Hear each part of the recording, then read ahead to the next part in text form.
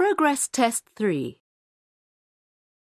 I'd now like to describe a case concerning a company whose business is selling flowers.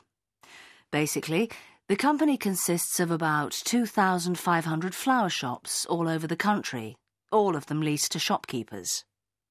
There is a board of management with a president to oversee the business. The shopkeepers are all shareholders in the company and are entitled to go and vote at the annual shareholders' meetings. Now, in the past, this company was run like a family business. Everyone was very friendly, meetings were very relaxed. There were lots of social gatherings where the shopkeepers could meet and get to know each other. And all the shops retained quite a lot of independence and made their own decisions about their day-to-day operations. But the company as a whole was not doing well. Profits across the country were down, and it was felt that some changes would have to be made. So, a new president was brought in from outside the company.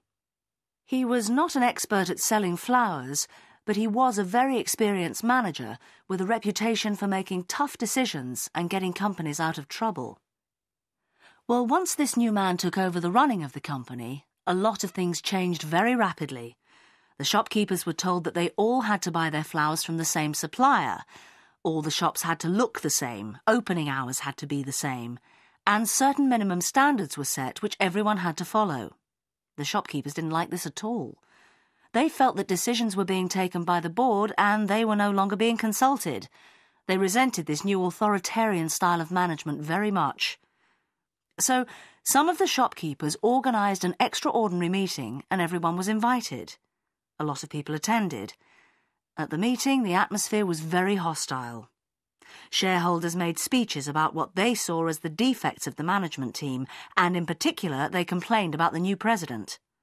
People got angrier and angrier. Eventually, a vote was taken, and it was decided unanimously that all the directors should be sacked. In their place, they elected a new board from amongst themselves. A coup had taken place. The interesting thing is that the new board didn't actually change the policies very much. All the actions that had been taken by the unpopular president and his team were continued. They continued the practice of standardising the shops and buying from a common supplier because these policies actually made a lot of sense.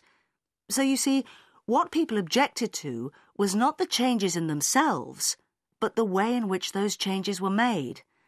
And this is a very good lesson for us all.